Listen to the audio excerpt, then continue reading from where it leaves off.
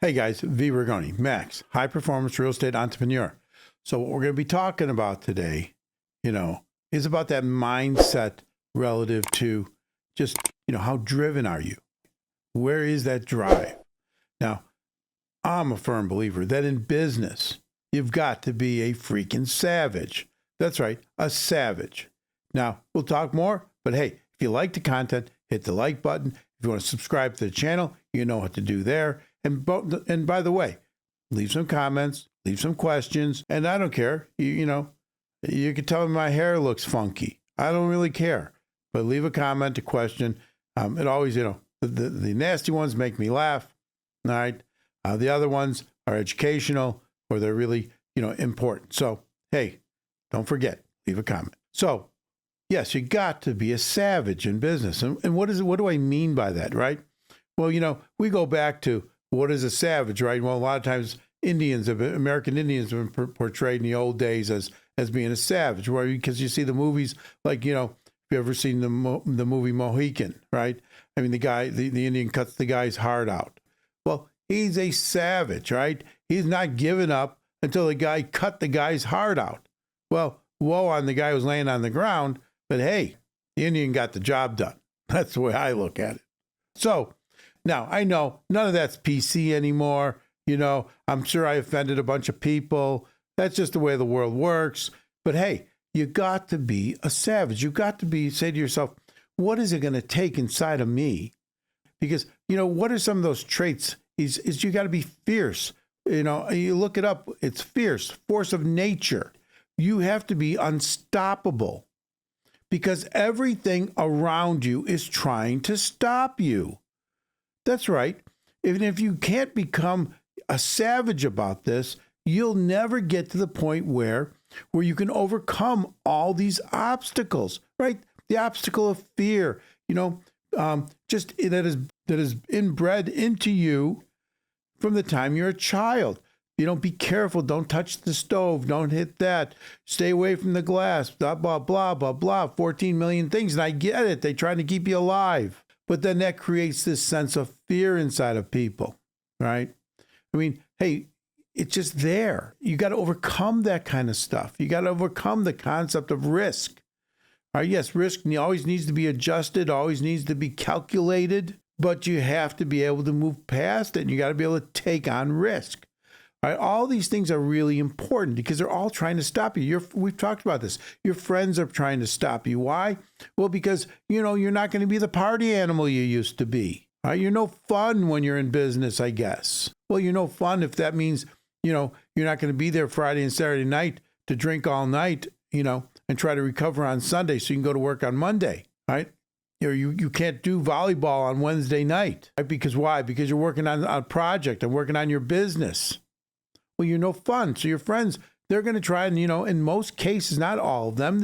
Remember, I'm talking in generalities here, but generalities are how the world works, right? And so, your family, again, your mother, your father, they got they've got your, one would say that they're really fighting for you. They've got your best, your best interest at heart. That's all great, except, they don't want you to fail. So in order to keep you from failing, don't try. I mean, the fact that, we've talked about in the past, you have no coaching in order to move you forward, move you through the fear, move you through the apprehension. That's what happens when you're in high school and you're on the basketball team. You got coaches. They teach you how to move, which way to dribble the ball, when to shoot, when to pull back, when to fake the shot, right? When to set a pick. You've got to be able to understand how all this works, and that's where a coach comes in. So there are some ways to get around this, but you innately have to be fierce. You have to be fierce. Now, some people would say, well, I'd rather be a warrior because, warriors are considered to be a good term. It's a fighter. Yeah, it's great. Be a warrior. Whatever you want to call it. You want to be a warrior? Me, I'm more of Michael Jordan. He was a savage. He wasn't a warrior. He played on a team of warriors, but he was the savage. Why? Because he was there practicing for 5 hours a day, every single day, when all the warriors that were on the team were out doing something else. And he was there practicing. You don't think So if you look at LeBron James, you think he's a warrior? You think he's a savage? Well, when he's going for that hoop, the man is a savage. No one is going to stop him, right? That's how you got to look at this. How fierce can you be? Now, does that mean you're supposed to be mean? No. Does that mean you're supposed to hurt other people? No. But you've got to work in a way in which you're going to get the job done. You're going to get through whatever it is you're getting through. Because if you look at life and you look at business, especially from a standpoint of persistence, of being fierce, you will succeed. Now, I get it. Not all, we're only talking about, the numbers seem to jump, but, somewhere between, 10, 15% of the population, maybe even less. One would understand that maybe 10 to 15% of the population are warriors, and there's about 5 to 6% that are savages, right? So the question is, where do you want to be?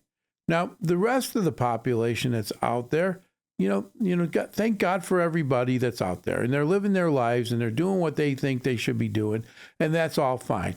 But they're not about financial freedom. They're not about creating a wealth factor of legacy. They don't care. Well, the kids will get what they'll get. I don't care. Nobody gave me nothing. That's how they look at it. Now, that's fine. Live your life. You're a good citizen. You go to work. You need a lot of worker bees, right? But if you want to be the one that shines, that gets out there, that's ahead of the pack, you've got to become a savage. You've got to get fierce. You've got to be persistent. You've got to have a nonstop attitude. Yes, will there be things you have to overcome every single day of the week? But it's going to be what's inside you that's going to drive you. That's the only way I can put this, because why is it that 5 to 6% of the population runs the world? They run it financially, they run it politically. And why is it that 95% of the population, or at least 85, are sitting there saying, well, I guess it's Monday morning. I guess I'm going to go to work and I'm going to do that thing where I'm going to, go to work every day for the next 5 days. I'm going to put in between 37 to 40 hours a week. And then I'm going to get a paycheck. And then I'm going to pay my electric bill. And I'm going to put some money away from my gas bill. And I'm going to pay the cable bill and the water bill and the sewer bill. And that's all fine. Society has to run. But if that's all you're working for, is to do that and then hope that after you've put in 40 years of your life, working 40 hours, that you're going to have enough money to retire in a way where you don't have to work anymore. Well, let me tell you, folks, that's not happening. Your parents, your grandparents, depending on how old you are, they're struggling. Now, does that mean everybody's struggling? No. But the vast majority of people will be struggling. The boomers, as everybody's talking about, right? The great generation's pretty much gone at this point. They were the people that fought World War II. And then the people that kind of came after them, there was a middle generation. Again, there's the boomers. All right, the boomers are screwed. Vast majority of boomers have enough money for a couple years of retirement, and then they're going to be knocking on your door. I hate to say it, but they're going to be knocking on your door because they're going to be freaking broke. And then if they're basing their whole life based upon Social Security, they're already telling people that by 2035, Social Security is going to drop by about 25%. So, what part of this scheme do you want to be playing in? All right, do you want to be in the 85% that are going to sit there, work for 40 hours a week for 40 years, and then hope they can live on 40% of the money they were making, i.e. Social Security? Because there are no more pensions.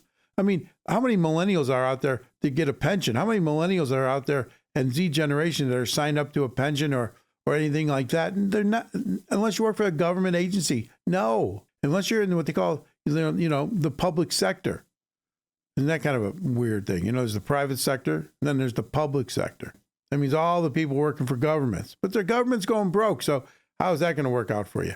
Like we say, they're adding $1 trillion to the national debt every 100 days. So let me tell you, shit's going to hit the fan one day, and it's not going to be pretty. But to get back to what we're talking here, you have to be a savage. You have to be directed. You have to be so focused. You have to say, this is what I want. And if you can get there, if you can make that happen for yourself, you will become part of, not just be a part of that top 15 to 20%, you'll be part of that top 6%. That's 6%. That's where the air is all different. And that's what you should be striving for. Because what's the worst that could happen? You don't get to the top 6%, you're in the top 10. That don't sound too bad. Remember, even if you end up where you're even all of what you try to do to be a savage, to be that Michael Jordan, to be that LeBron James, and if the worst that happens to you is you're one of the Warriors on the court with them, and I'm not talking about the actual name of the basketball team, if you end up where you're not the Michael Jordan, you're not the LeBron James, but instead you're the Scottie Pippen, well, is that so bad? I know, and I show my age because of the players that I'm naming, right? Scottie Pippen, right? So, but the bottom line is that even if you end up where you're just the warrior and you're not the savage, but you're striving based upon the intent that you have, based upon the desire, but things just don't fall all into place because, the world's not fair, but even your backup position is pretty damn good. So you have to fight this. You can't go in there saying, oh, I'm just going to try and be a little bit above mediocre. No, you got to go in there and say, I'm going to kill this. I own this. I'm going to learn everything about it. I'm going to get my experience. I'm going to kill it. I'm going to train in it. And if you can do that, if you can make that your bitch, as they say, then you're going to win. So let's get out there. Let's think about what I'm saying. Leave me some comments about what you think. I want you to look at this from being the point of view of how a LeBron James looks at this.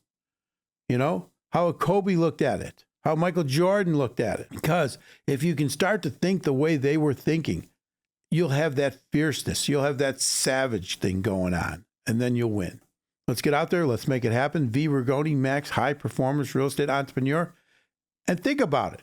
Can you be a savage of what you're doing? Let's think big. Let's start now. And let's grow fast. Talk to you soon.